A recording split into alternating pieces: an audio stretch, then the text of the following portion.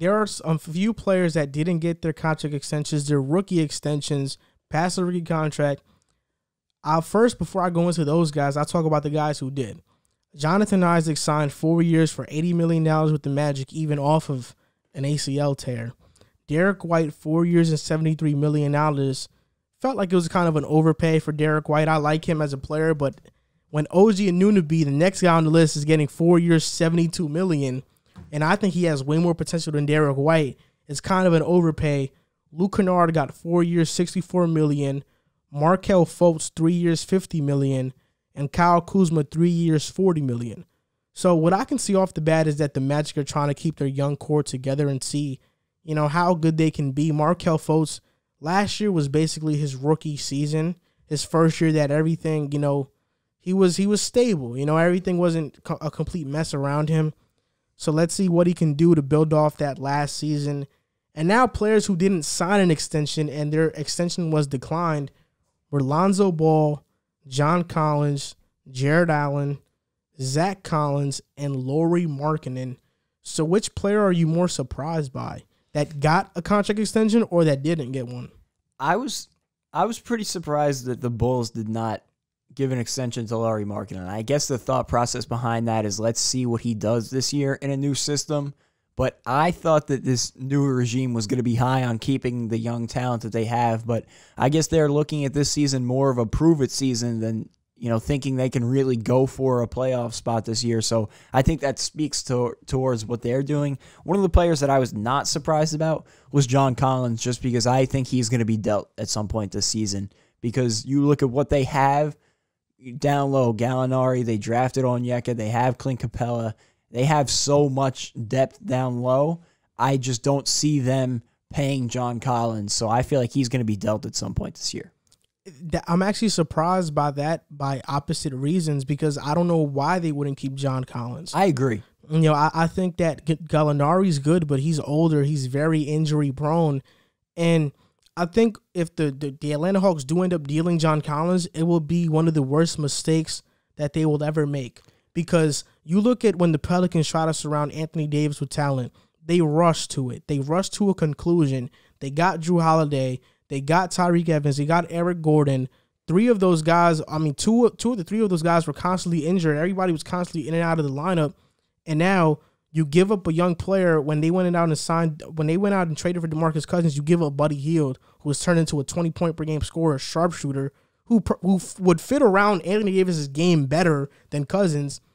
And basically, you just rushed to a conclusion. You gave out contracts, and because of that, the Pelicans got stuck and had to eventually end up dealing Anthony Davis.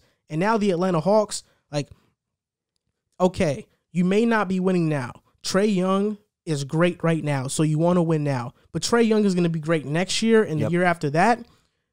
Right now, the Dallas Mavericks, because I think they're looking at the Mavericks and they're trying to compete with them. The Mavericks had something in place, right? They had, and honestly, I'm not even going to go as far as saying that, because Luka's rookie year, the Mavericks were pretty bad. But the Knicks were foolish enough to give their starters. I mean, look, we did not only give up Kristaps Porzingis. We gave up Tim Hardaway Jr. It's the second best piece in the deal. Who's their starter? Who's starting on their team right now? Trey Burke, we gave him up in the deal as well. Oh, wow. And Courtney Lee, isn't even playing, but I think he's like a role player caliber player in the NBA. So they got Trey Burke eventually left and came back to Dallas, but you got Tim Hardaway Jr. who's starting. Kristaps, who was an all-star, superstar talent when he came back healthy, and Luka. So they had something in place, right? Atlanta Hawks, they're built differently. They have a bunch of young players that are trying to build together. So when you go out inside Bogdanovich, you take minutes away from Cam Reddish, who everybody thinks has star potential. You have DeAndre Hunter playing, which that's good, and he looks improved. But now you sign Gallinari, and because of Gallinari, you want to ship out John Collins, instead of having your young group grow together. Like, for me, I think the future of the Atlanta Hawks is, like, if my dream scenario for their starting lineup in the future would be Trae Young, Cam Reddish, DeAndre Hunter, John Collins, and Onyeka. That's their guys once they develop. But instead, you want to bring in a bunch of veterans, and I get it. But I think this move and them trying to jump the gun is going to cost them. Because now is not the time to do it. Exactly. There's too many good teams. You took the phrase right out of my mouth. They jumped the gun and they went out this offseason, and I said it in the preseason preview. They spent like drunken sailors. They had no regard, I feel like, for who they were bringing in. They just said, let's bring in all the talent that we can, fit be damned, and we'll figure it out when we get there. But now you look at it, Bogdanovich played some 4 last year for the Kings, so if you want to say he's a 4, you have Bogdanovich, Gallinari, Collins, Onyeka. Bogdanovich is 6'3". He played some 4 for them last year, if I'm not mistaken. I mean, if he did, that's ridiculous. That's why Luke Walton has to get fired. But he's 6'3".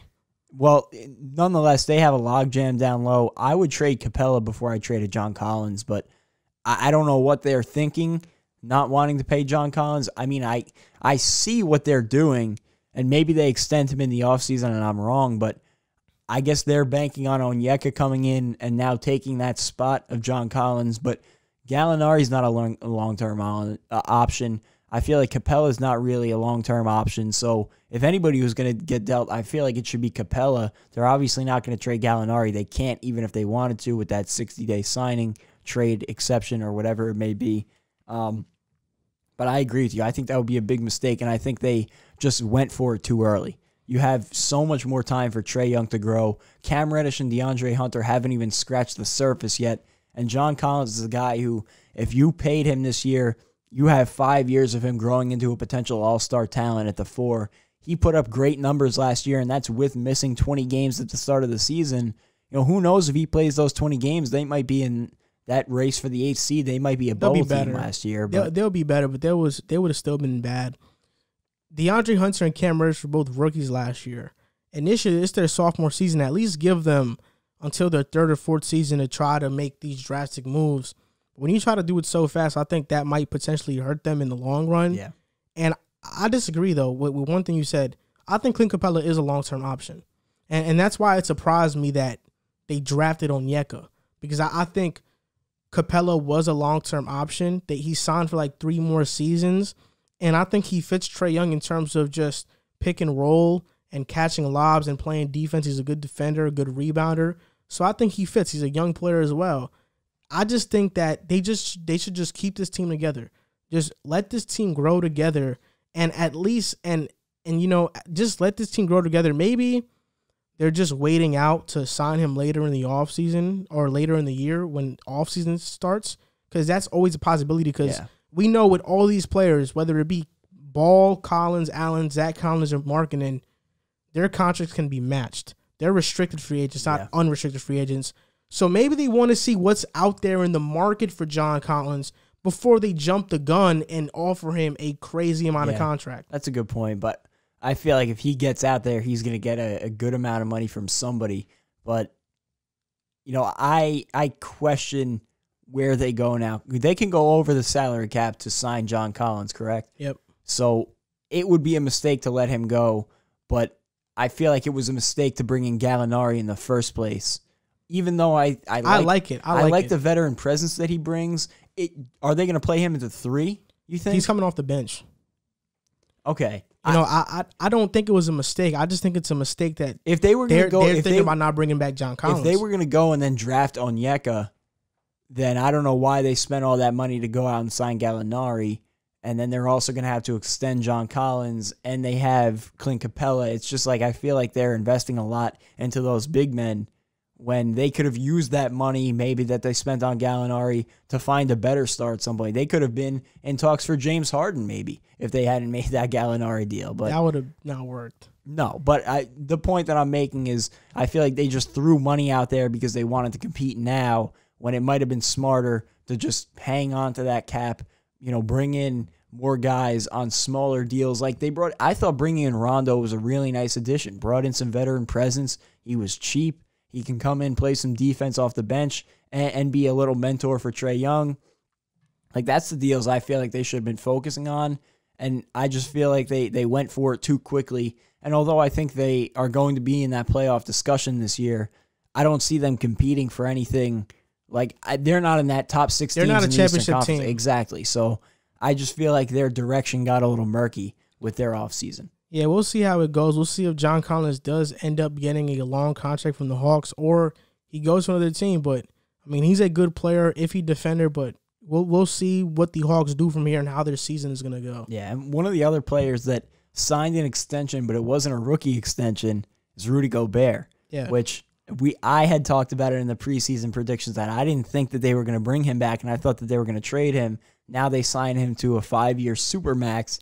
I was I shouldn't say I was surprised by it, but I questioned the deal. As much as I said it was important for them to figure out the situation, I feel like they really overpaid him, and that deal is going to hurt them down the line because unless he learns how to shoot the 3-ball, like Brook Lopez totally changed his game late in his career and turned into a stretch big and can still defend.